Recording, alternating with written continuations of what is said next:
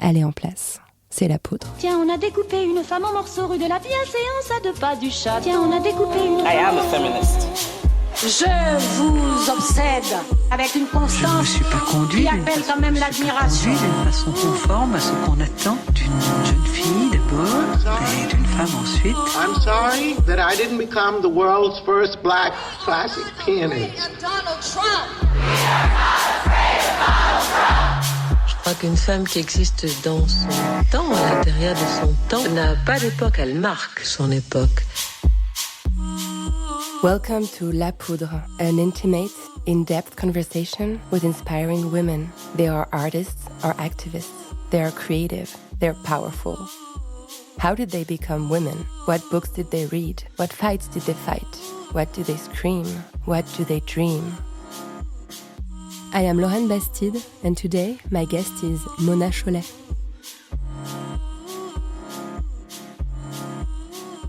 What I love about the witch figure, amongst other things, is that even the act of pronouncing its name gets us out of our narrow and cold mental, universe. When I was a little girl, I used to watch The Wizard of Oz 5 times a week. You know, that 1939 Judy Garland movie? I was so obsessed with it. Every time the end credits would play, I would rewind the tape right up to the black and white part, the one that is set in Kansas.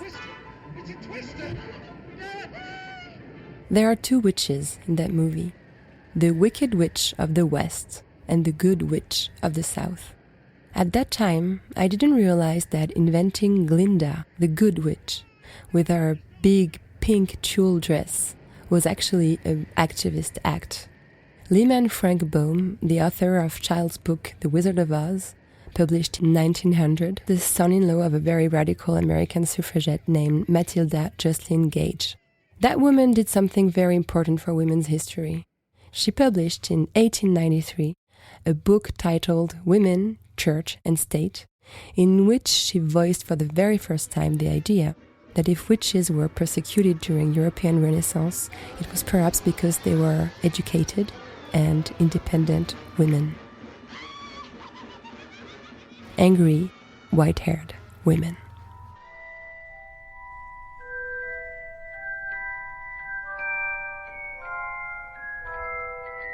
With Mona Chollet, we talked about Silvia Federici, Sophie Fontanelle, and Starhawk. Good evening, everyone, and good evening, Mona Chollet. Good evening. Mona Chollet, you're a journalist for the weekly newspaper Le Monde Diplomatique, and you're a feminist essay writer.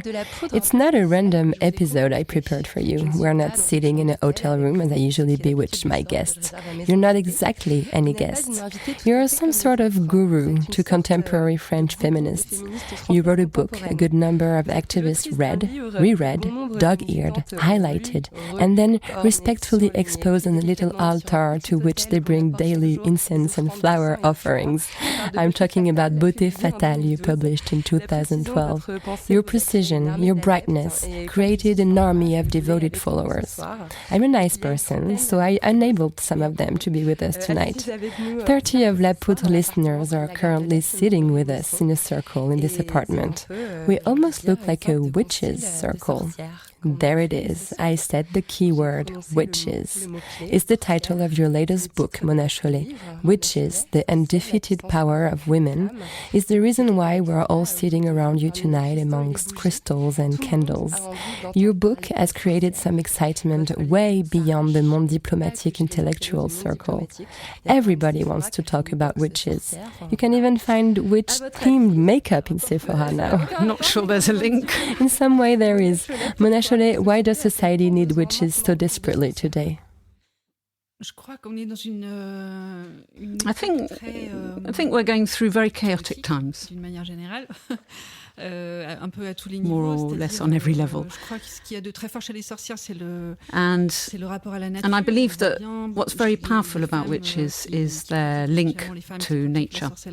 And you can see how women, many women who practice witchcraft nowadays are willing to anchor themselves in the world in general, including the natural world through, very simple rituals that don't necessarily have to be spells or anything. And witchcraft is a good way to put roots back into the world, and even on a personal level to create time for yourself. It really requires you to stop and close the door, which really speaks to me because the title of my previous book is At Home.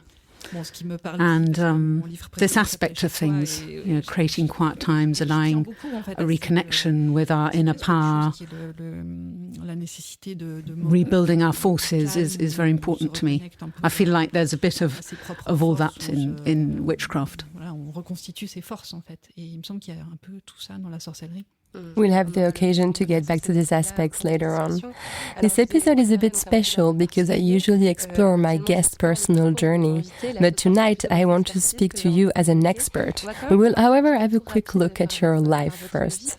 You grew up in Geneva, Switzerland. Fun fact, I read that Switzerland is the country with the highest rates of witches who were burnt in Europe, twice as much as in Germany, 10 times France's rate, 100 times Italy's rate. Was there something in your Swiss childhood that destined you to become the witchcraft expert you are today? I don't know. But it's true, I was shocked when I started working on the subject. I wasn't aware at all of Switzerland's position on this beautiful witch hunt ranking, so it was truly a shock actually to discover that. Switzerland was in fact the epicenter where witches, where the witches' trials appeared. And dozens of witches were burnt in Geneva, which is, where I grew up. And that reminded me that my college history teacher, Michel Poudre, had written a book on the story of a witch burnt in Geneva. So, the subject is actually quite present. And I'd also heard a lot about Annie Goldie, who probably was the last witch to be executed in Europe. She was, apparently beheaded in Glaris after trying to report her employer to the authorities. He was a doctor who was, sexually harassing her. And he just turned around and accused her of witchcraft. So, yeah. A pris les devants en l'accusant de sorcellerie. Donc, oui, c'est... He was already there in your childhood. Yeah. A little bit, yeah. What about the child you were? Was she already feminist? No, not at all. Well, it was all a big blur for a long time. When I look at the teenagers nowadays, I have the feeling that they're way more aware of all this than I was at the same age. I think I even learnt the word sexism, really late. I found it all very confusing. And then there was this vague tendency towards rebellion, but for a long time I had this feeling of, being very privileged. So it's funny how you realise things afterwards. And the other day, I was telling a friend how, I barely escaped 2 sexual assaults when I was, about 18, and that happened in the same year, and I was petrified. But for a long time, I didn't connect those incidents to sexism. For me, it was a sort of, it's inevitable. Being a girl meant that sort of shame, and that you just had to keep your fingers crossed and be careful and hope to be lucky. So, no. It actually came pretty late. I feel like a lot of women have experienced this revelation when Me Too happened, realizing that what happened was systemic, and it was not our fault. And that sudden courage to say, this is not normal. You're also very well known to feminists who hang out on Twitter. Your account with the funny avatar shares daily a fascinating press review. I investigated a little and discovered this avatar is actually a comics character named Henriette and drawn by Dupuis and Berberian. I came across a short description of her. She's 13, she likes to read, confides to her diary, listens to Jacques Brel and writes the adventure of a charismatic adult Henriette. For now, she's chubby, small, wearing old-fashioned glasses and clothing. Whenever she can't stand the stupidity that surrounds her, she hides in her inner world and makes up hilarious revenge to her daily humiliations. Wouldn't Henriette be kind of a witch? I never thought about it, but yeah, in her own way. The inner world. No, it's true. Using the power of imagination to get revenge. It's true. In any case, you've been associated to this avatar for such a long time. But I've tried changing it, but I received so many complaints. Please don't. That I ended up keeping it. No, it's true. I can't change it. I love Henriette. I completely identify with her. She's like I was when I was 13. Apart from listening to Jacques Brel, I was more of a kind of Madonna kind of girl. But she's a great character. Plus, I like this intellectual little girl figure, who's not necessarily pretty. She may be a witch, but she may as well just, be a feminist in her own way.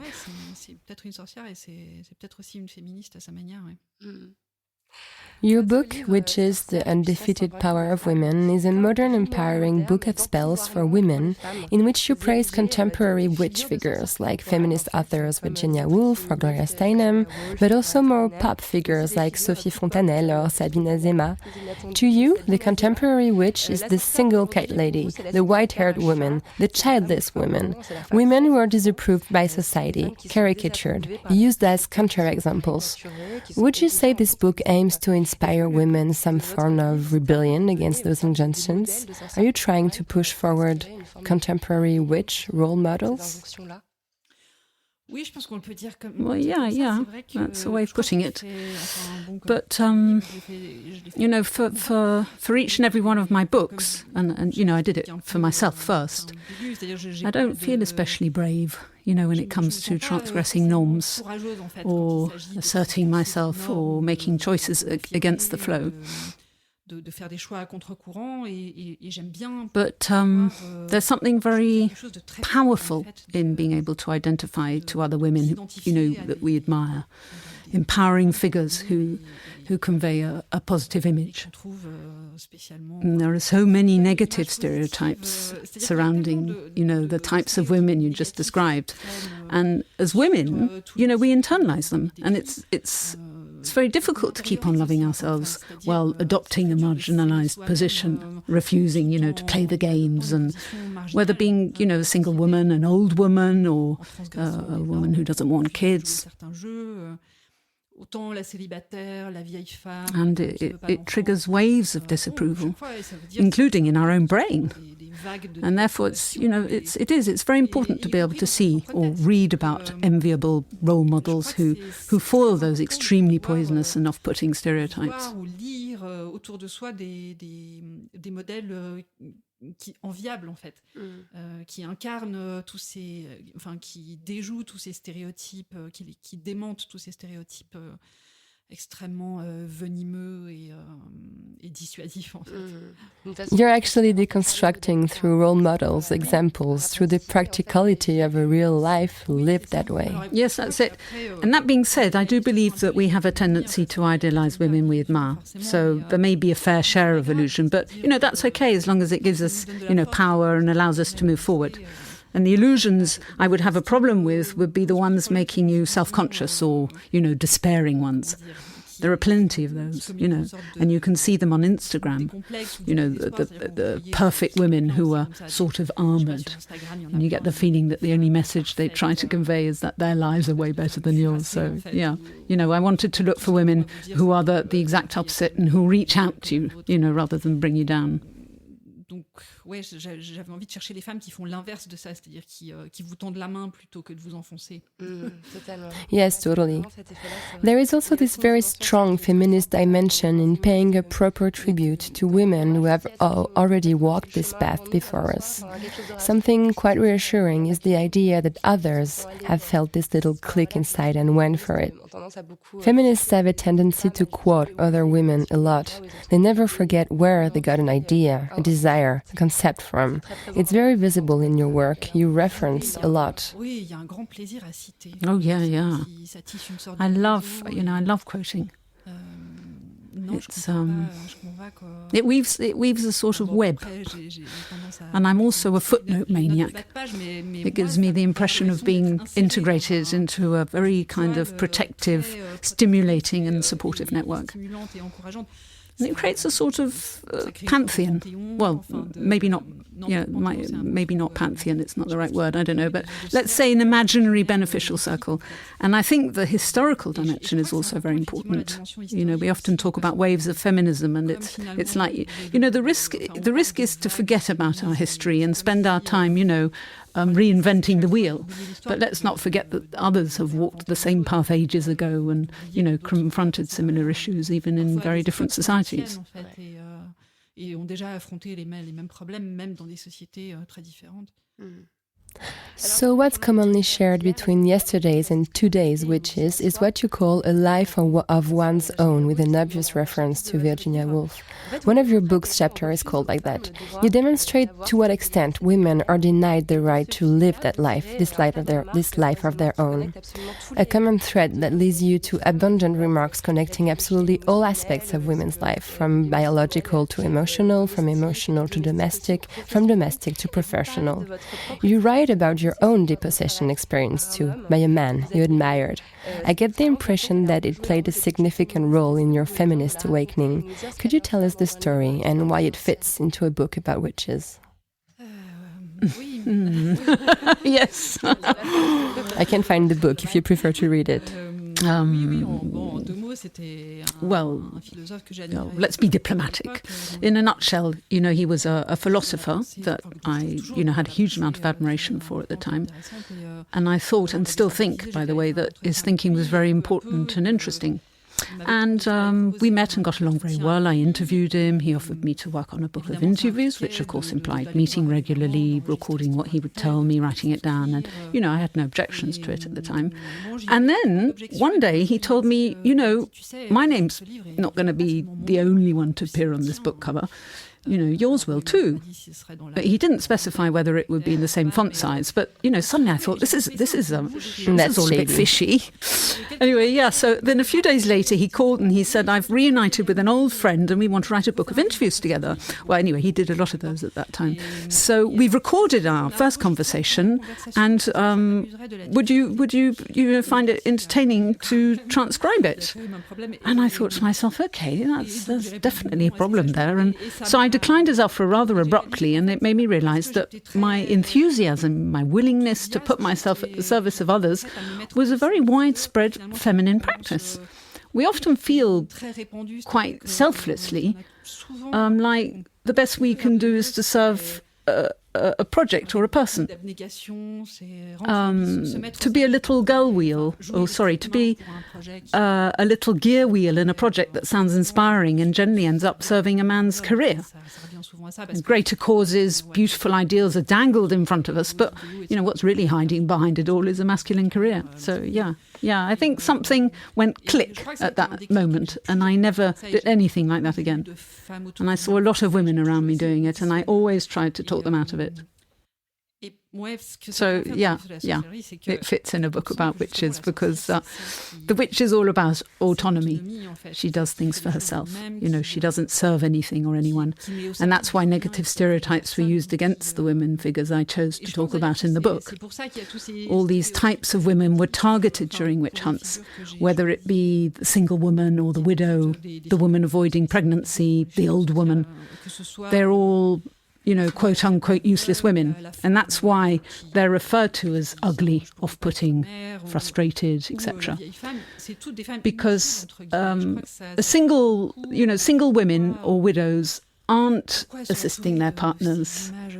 Childless women aren't looking after children. An old woman is no longer considered as pleasant to look at according to dominant criteria. She can no longer bear children, so she's no use whatsoever. What connects all these witch figures is the fact that they are women who exist on their own and only for themselves. Et je pense que c'est ça le trait d'union finalement entre... c'est ça ces personnages de sorcières, c'est ces femmes qui existent par elles-mêmes et pour elles-mêmes. La fameuse vie à soi. Voilà, ouais. Knowing your work, I can see how greatly coherent the various themes you have explored are. In Beauté, fatale, you question standards of beauty set by society, leading to the exclusion of older women representation from the media, for example. In Chez Soi, you redeem retreating to domestic space, to a hut, a room of one's own. You have actually been setting the scene for your witches for years. I'm under the impression your research led you to witches. Well, at first I was like feeling my way through it, It wasn't a frontal encounter. I wanted to talk about women's relationship to growing old because it seemed to affect women's entire lives. Qui me paraît concerner pas seulement la vieillesse d'ailleurs, mais toute la vie des femmes, c'est-à-dire j'ai l'impression qu'il y a toujours this feeling of, the passing of time is the cause of distress, that you should try hard to delay the time's effects, that you have an expiration date. And it starts at a very early age.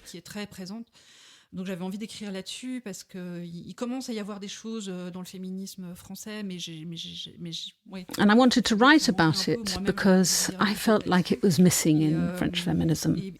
I personally felt the desire to read about the subject, and I wanted to write about the desire not to have children as well. And at some point I realized that both of those women figures were witch archetypes.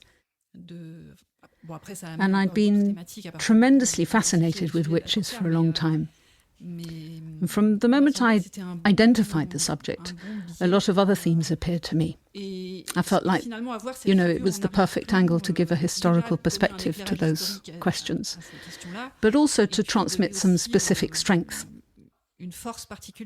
And it allowed me to do so on an affirmative mode rather than a defensive one. My very first pages on both subjects sounded a bit whiny, like, it's unfair, it's not true that we're like this, we're like that.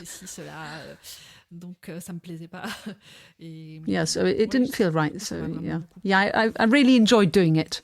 It allowed you to build a bridge between all those themes. The witch figure crosses through absolutely every feminist theme there is. It's incredible. Yeah, most probably, yeah. So you just talked about history. Judging by the book's cover, you get the feeling history will be central. But history is actually a starting point. You quickly slide towards contemporary examples. For example, here is something I discovered in your book. Witch hunts matches with the phase of obsession with women's fertility. In the 15th century, women were living in the fear of pregnancy. In very poor families, the more mouths to feed, the more death to fear. So there's a growing desire for sterility, for birth control, to which priests and lords answer by an interest in seeing the number of believers and servants increase. They try to ban birth control measures by associating it to the devil. It's fascinating. This was all linked to economic interest, as always. And at the end of the day, who gets persecuted? The woman who lives alone without breeding. And also, sometimes she's the same person who allows other women to regulate birth. Witch hunts were all about already controlling women's wombs. Is that it? Yeah. And it's Silvia Federici's hypothesis in Caliban and the Witch, which is a very important book for me and for a lot of people. It's true that there's this sort of obsession of dread, and it's incredible when you think about it. But in his book La Sorcière, the Witch of the Middle Ages, Michelet refers to the Sabbath as a celebration of sterility. It's a common fantasy that, that's been shared for centuries among European witch hunters. They unwaveringly believed women were coming together at night with the devil to celebrate sterility, that they would fornicate during the Sabbath without, ever getting pregnant, because the Sabbath prevented it. It's like the elite were engaged in a fantasized arm wrestling match with common women's desire to, control birth. There was also this idea of the witch hurting children, devouring them. De contrôler les naissances. Et il y avait cette idée évidemment de la dévoration des enfants, c'est-à-dire la sorcière, c'est vraiment celle qui fait du mal aux enfants. The female infanticide, of course. Yeah, the witch is also infanticidal, the one who grinds down little babies' bodies to make potions, who poisons her neighbor's kid. Il y a vraiment cette idée de manière très forte et And you link it to contemporary issues. Yeah. You wrote this sentence I love. Be warned, reader, who would contemplate never breeding or would have failed to do so. There is no point in forcing yourself to write masterpieces in the hope to draw attention away from this serious failure that obviously makes you miserable, no matter how aware you are of that fact. This sentence revolted me. I realized we assumed every woman bears an instinctive desire to give birth. Not wanting children is an anomaly. We all want children, even without knowing it. It's like women are considered as part of a general birth plan rather than individuals, when in fact they're individuals who are actually capable of nurturing different desires. Sharing an everyday life with a child, watching it grow up, educating it, taking care of it, is something that can interest some women, as well as men, that they can choose to integrate into their lives. But it's not every woman's case. And I think the desire of wanting children, or its absence for the matter, is a desire that's, visceral, and it's hard to untangle. Justifying it rationally only happens afterwards. But people who have, people have very different desires on that front. It's so surprising to hear someone say to you, what? You don't want any children? You should be ashamed. Why don't you think of women who want children and can't have any? And it's such a curious way of thinking. What does it have to do with it? Comme si finalement les femmes étaient interchangeables et que si l'une fait un enfant parce que ça va compenser le fait qu'une autre. It's almost as if women were interchangeable, as if woman's child could compensate for another woman's absence of it. The only possible outcome for this is two unhappy women. So, what's the point? And it's also surprising how hard it is for us to give up on this idea of a feminine birth that would automatically be a maternal one. Maybe it's linked to our very, own childhood. We don't want to think too hard on our own mother's ambivalence. I don't know. But it hits an extremely strong resistance. Yes, and it goes on and on. We thought there was still time before we'd have to fight again for abortion rights, but it feels like we kind of have to wake up. Yeah. Recently, Dr. de Rochambeau, who is the chairman of the French Gynecologists Union, compared abortion to homicide. It took me back to this sentence from your book: natalism is a matter of power, not of love for humanity. Yes, of course. And, when you read about witch hunt history, this pro-birth intention becomes crystal clear. I think the reason why religious and political powers of the time were so strongly committed to increasing birth rates may be rooted in the Great Plague, which occurred in 1300 and killed 1/3 of Europe's population. And it may have given rise to some anxiety. But that being said, those were people capable of supporting pro-birth policies, all the while torturing pregnant women. And a lot of old ladies were burnt, and they burnt children too, so, little girls, because they had this idea that witchcraft was inherited. So they would burn several generations from the same family. So there's really no philanthropy in the act of being against abortion. Even today in the United States, the pro-life lobby is also pro-gun. Le lobby anti-avortement, c'est aussi le lobby pour les armes. Enfin, non, il n'y a vraiment aucune philanthropie dans le fait de refuser l'IVG. Et on parle d'un gynécologue. Which leads us to a theme you explore a lot in your book, obstetrical and gynecological violence. In France, we've talked about it at length this past few months, thanks to activists like Marie-Hélène Lahaye, whom you mentioned a few times, or doctors like Martin Vinclair. You remind us that witch hunts have installed significant barriers, almost disgust, for the lower body. It's something that is still visible in today's medical practice. We put this sort of curtain between the suddenly disgusting secretions coming from the lower body. But to the witch, nothing is disgusting. Is it why you're trying to demonstrate? Yeah, and Michelet wrote something beautiful on the subject. He says that this hierarchy between the upper and the lower body can be assimilated to the sky and the Earth's position. Makes no sense because at the end of the day, the sky also is under the Earth. In the meantime, we discovered that Earth is round. Exactly. And, it's true that those were times of a new relationship to nature. Women, bodies, all simultaneously, all of them considered as synonyms. And it was, it developed in a conquest spirit. It was truly aggressive. Witch hunters were also theorizing that we had to extort secrets from nature. It was like there was a war against nature and a war against women. And I think that left, very, very deep scars. And that our medicine inherited it. When you think of it, there's almost this military spirit in medicine nowadays. And, it's crude. It's this cynical language justified by doctors to decompress. It's not very convincing. There's this sort of very strong machism, a hostile attitude towards patients, even more so if, the patient is a woman. Très cru, très cynique. Enfin, les médecins justifient ça en disant qu'ils ont besoin de décompresser, mais c'est pas très convaincant. On a l'impression qu'il y a quand même une sorte de machisme très fort, d'attitude assez hostile envers le patient et encore plus envers la patiente. Almost hierarchical. Asking a question to a doctor usually leads to a disapproving look that means, how dare you ask me questions? You wrote it in the book and it sounds like something you've gone through. Yes, you can feel how reluctant they are about, sharing knowledge. The doctor makes it absolutely clear he's not willing to share it with you. He's there to deliver a diagnosis, a prescription, and you better not ask too many questions. And, you're right. I speak from personal experience.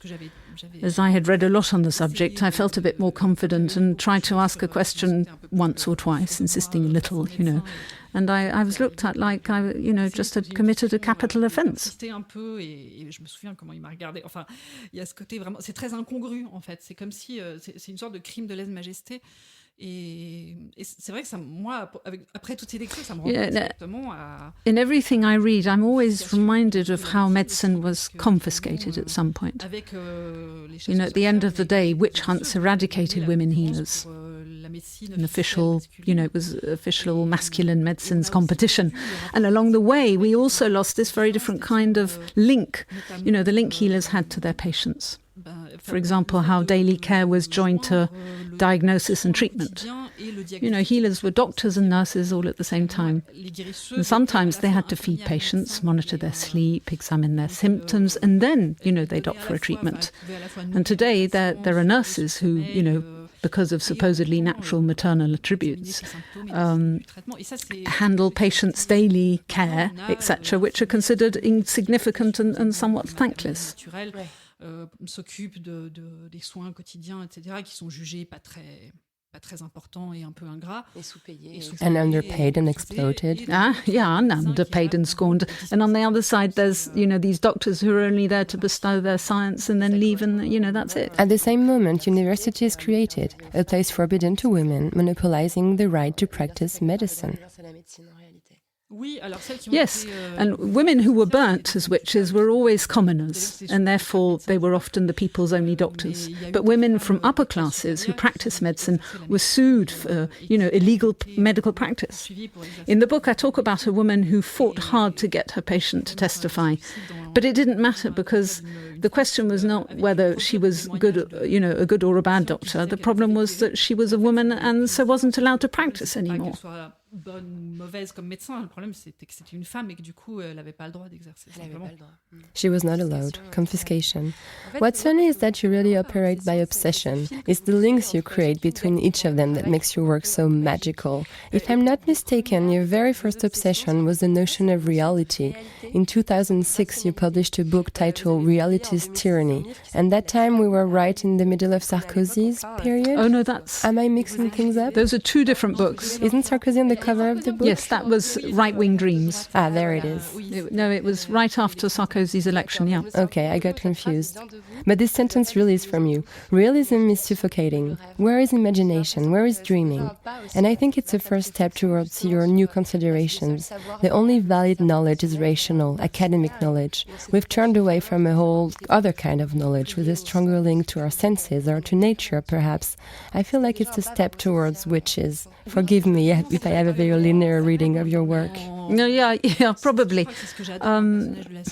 I think what I love about the witch figure, amongst other things, is that even the act of pronouncing its name gets us out of our narrow and cold mental, universe. Waouh, c'est comme s'il y avait tout le monde qui revenait en fait. It's like the whole world is coming back the way we think, the way we interact with the world.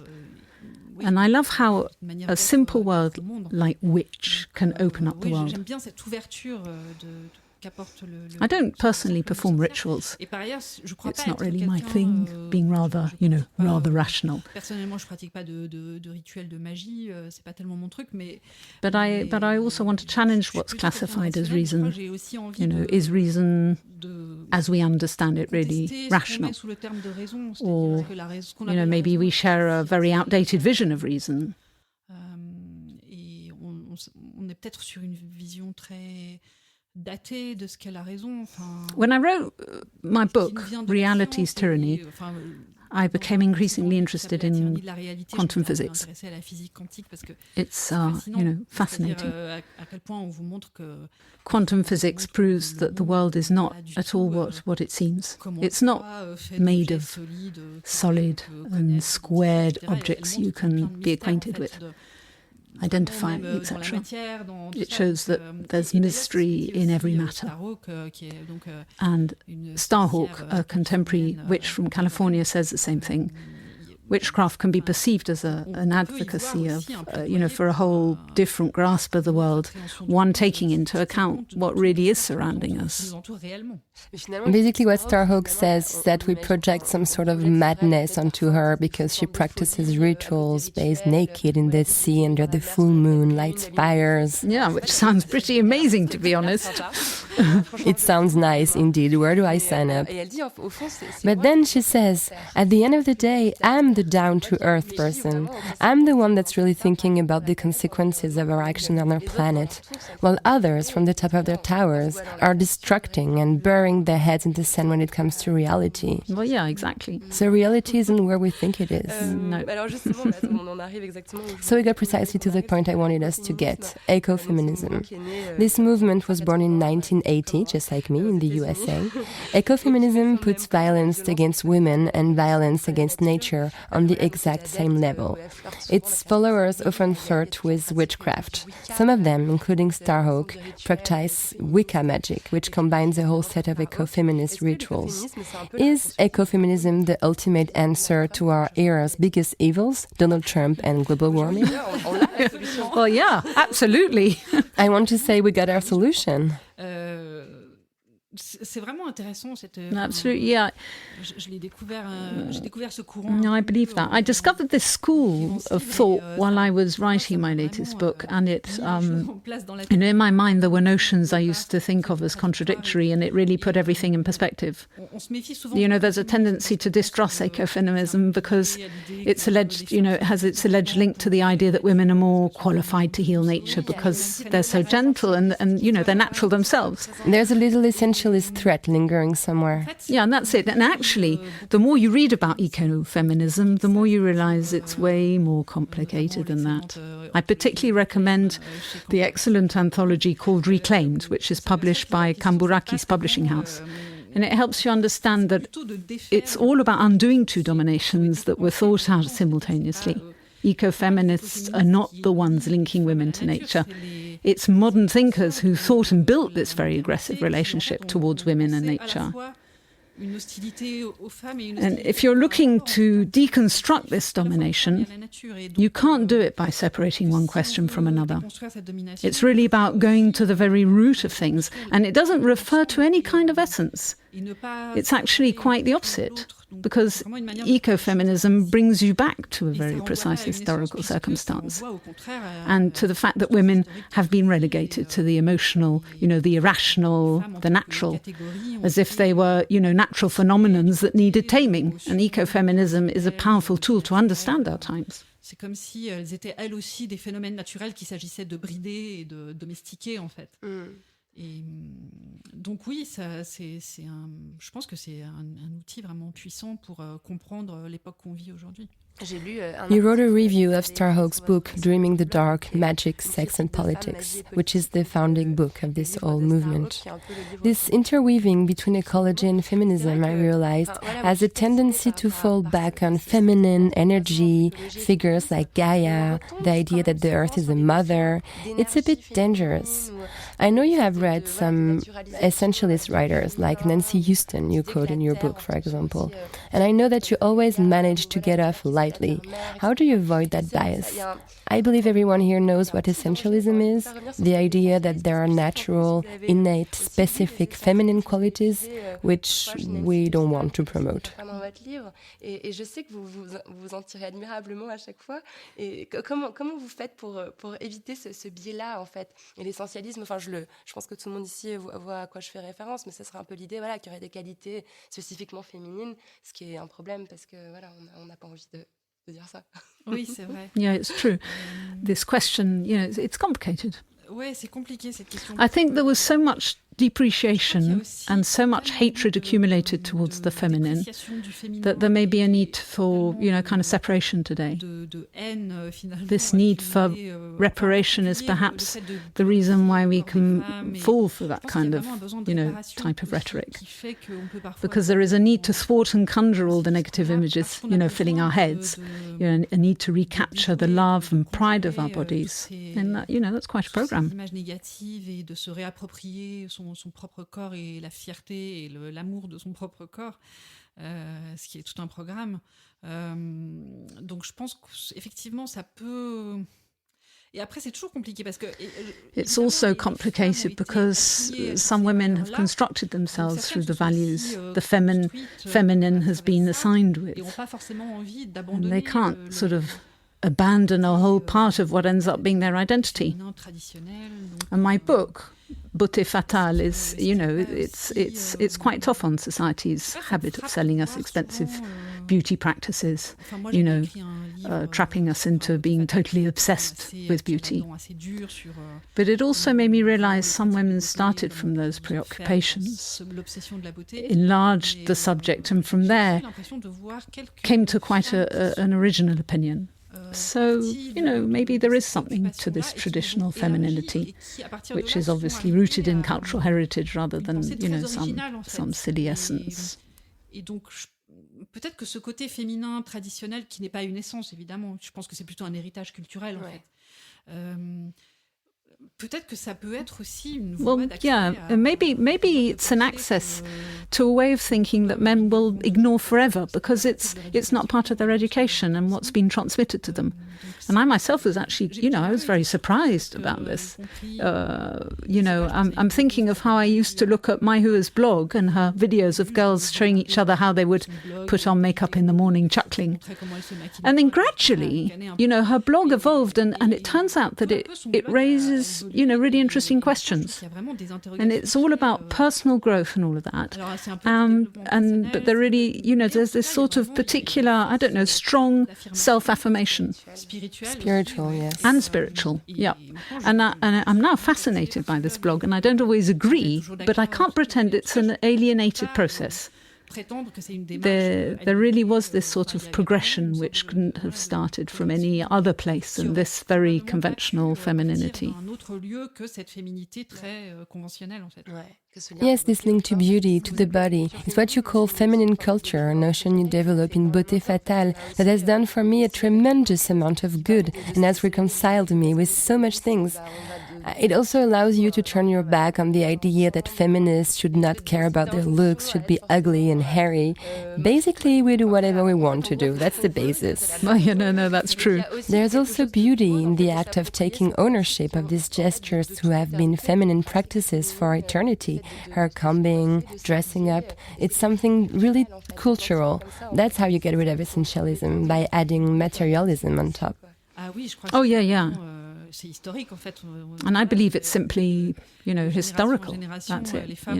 From one generation to the next, women have been taught that beauty was a very important part of their identities. And it's certainly problematic in some ways. And I'll always defend the right to not give a damn about our physical appearances and to be allowed to exist socially without worrying about it. Mais j'ai du mal aussi. But I also have trouble disqualifying it completely. There is actually beauty in considering that we are not just, pure minds, that beauty can also be a place of creativity. And, I've always had a huge amount of admiration for these feminine women who radiate power without reinforcing any kind of stereotype or being alienated, quite the opposite, actually. I think all paths are fair to explore. Non, je pense que toutes les voies sont bonnes à explorer. You find this notion of ritual in witchcraft too. Yeah. Something with the aesthetics, witches have their outfits, their jewelry. Yeah. Et puis ça me frappe aussi même comme...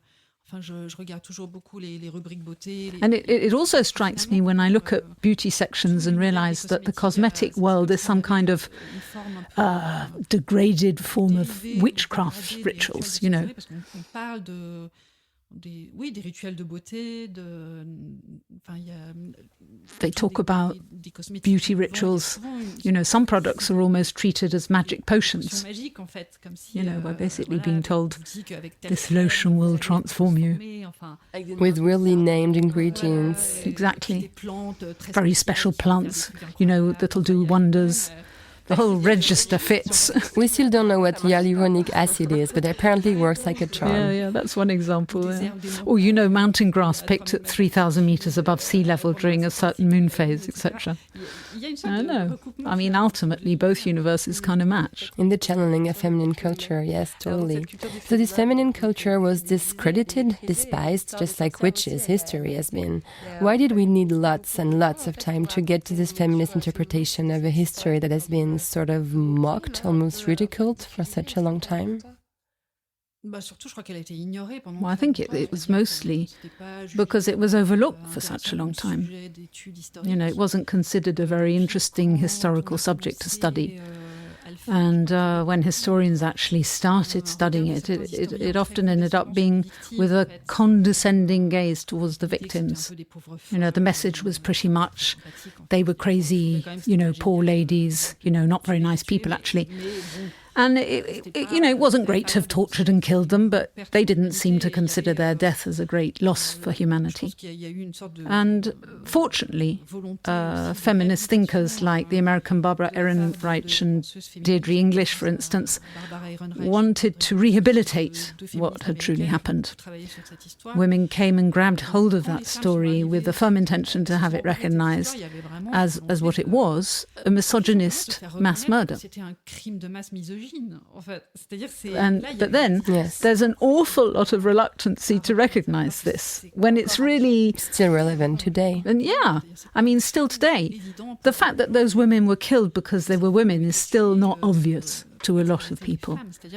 Witches are just the exacerbation of everything society hates in women. The Malleus Maleficarum, the ancient witch hunters manual, especially refers to witches, not warlocks. And it's an extremely misogynist book. And plus, it's enough just to look at the numbers. I think 80% of the accused and 85% of the sentenced were women. And men were often condemned by association, which explains why men wouldn't advocate for their wives when they were, accused of witchcraft. And they were scared. They were scared to be dragged into the accusation. Witch hunts also separated women from men. But yes, to me, it's hardly a debate. A lot of historians still are in relentless denial. In your book, and it's very daring, you forge a connection between witch persecution and modern feminicides. Women are much more likely to be killed by their partners than the other way around, and it's a fact that is still very difficult for society to admit. The word feminicide is almost taboo. It has no legal recognition whatsoever, and many feminists say, no, really, let's not go too far. We simply do not accept the idea that you can simply die because you're a woman. Still not. Yeah. Obviously today's feminicides rely on private violence, so it can't really be compared. But we realise that they happen mostly when women decide to leave their husbands. It always comes back to this desire for independence, which is, completely unacceptable.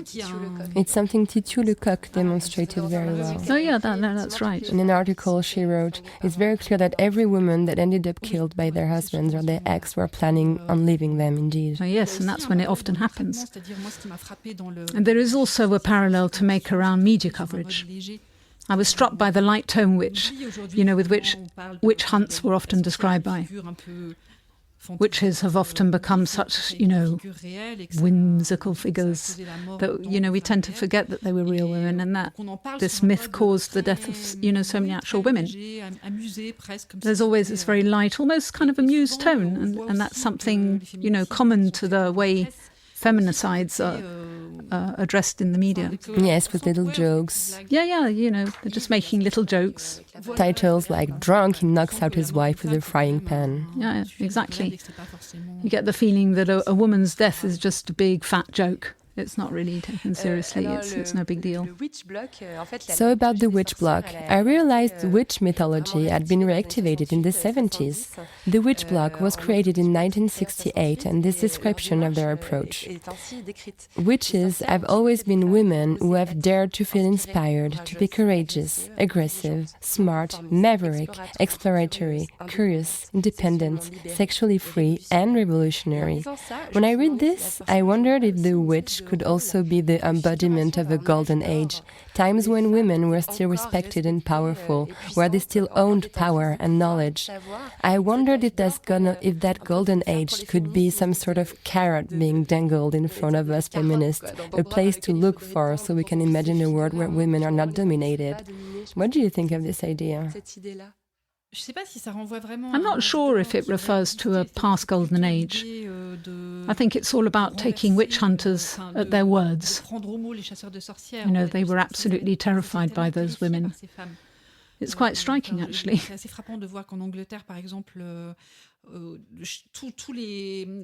In England, for example, every person denouncing witches specified that it was really a very powerful witch. And at some point, the authority had to be like, okay, we get it, they're powerful, but this adjective doesn't add anything to the table anymore, so let's just stop using it. C'est des femmes des classes populaires pour la plupart, donc réellement complètement démunies. And it's striking because these women were actually mostly commoners, defenseless, in the situation. Powerful, not really, not so much. And besides, the fact that they were wiped out proves how defenseless they were. But there is this will to take witch hunters' words for granted and start to believe that women were super powerful. Plus, the least we could do is pay tribute to women who were healers and true rebels, threatening established order. Asking for justice for all those women is a way to perpetuate their legacy and also, embrace this very terrifying figure. Embrasser cette figure si terrifiante. It also made me think about something. During the debate on gender inclusive writing, we discovered that the words mayoress, doctoress, professoress actually existed in French at some point of history.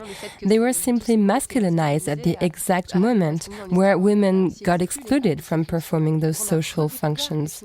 We discovered that during Middle Age or before Renaissance, women had some sort of legitimacy to perform those occupations of knowledge, of power. No, it's true. They didn't have access to every job, but apparently they were allowed to participate in the economic activity.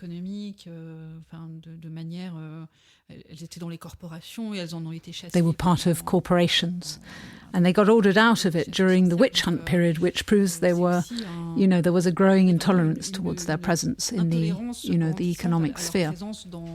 Somehow, it was logical to send them back to their households, to their maternal role. In any case, the witch figure allows us to touch to some form of political radicalism in our feminist approach. You start your book by reminding how and why witches are currently being reborn. They're in every protest against Trump, against Macron too. In 2016, the witch movement was born in the United States. They're a bit like the witch blog's baby. They claim to be anarchists, anti-capitalists, fighting against police brutality, systemic racism, and radical non-mixity.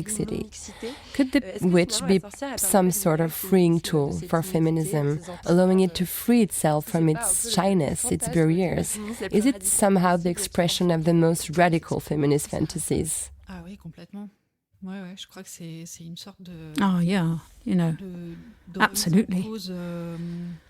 It's a power affirmation, you know, as well as a very radical questioning of our social order.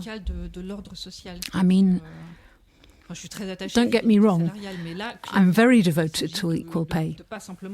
But in this case, it's not about being content with claiming our rights to equality in a world that is what it is. It's about saying, well, you know, this world you've built without us, well, it doesn't suit us, you know, which is a whole program.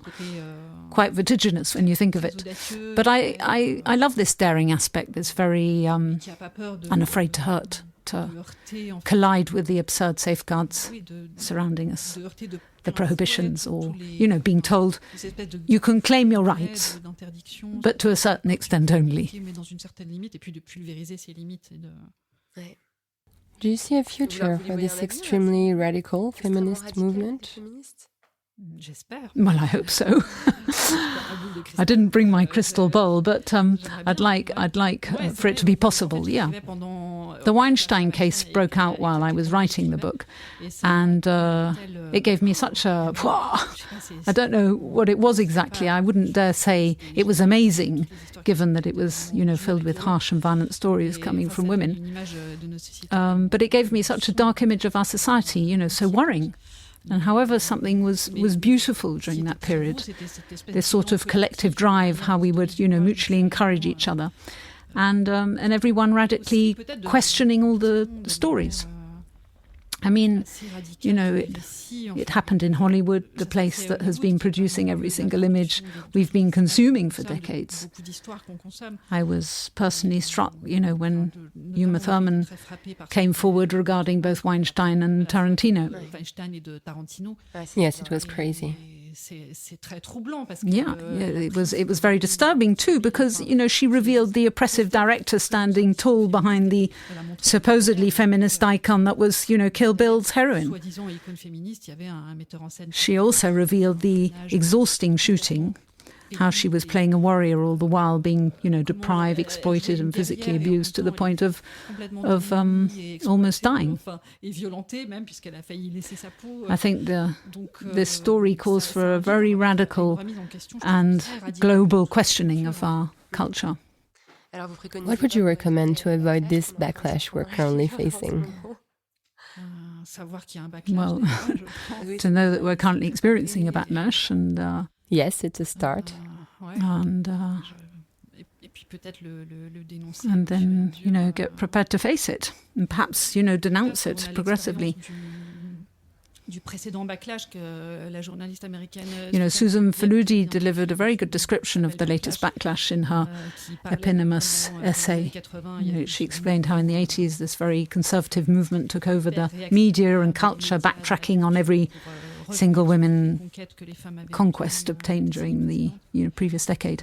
And when you read her words, it sounds, you know, grotesque. Newspaper headlines basically saying young single women have more chance of being killed by a terrorist than they have of finding a husband.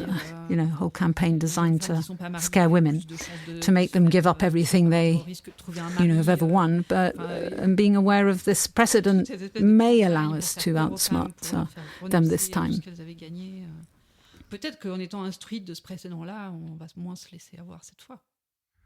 Let's keep it radical then.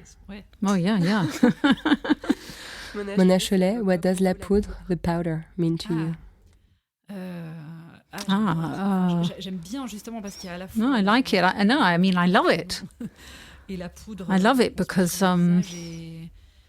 it can be a reference to gunpowder as well as the makeup powder you apply on your face.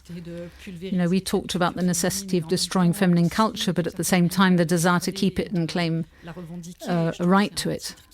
I think it's a title that sums it up perfectly. Merci. Thanks a lot, Mona Chollet. No, thank you. Merci And thank you all.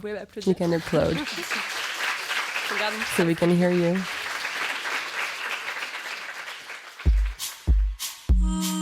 Thank you to Mona Chollet for speaking up in La Poudre. Nouvelles Écoutes is the executive producer of La Poudre, a podcast produced by Aurore Meyer-Mailleux, prepared and recorded by Zisla Tortello, and mixed by Laurie Galigani.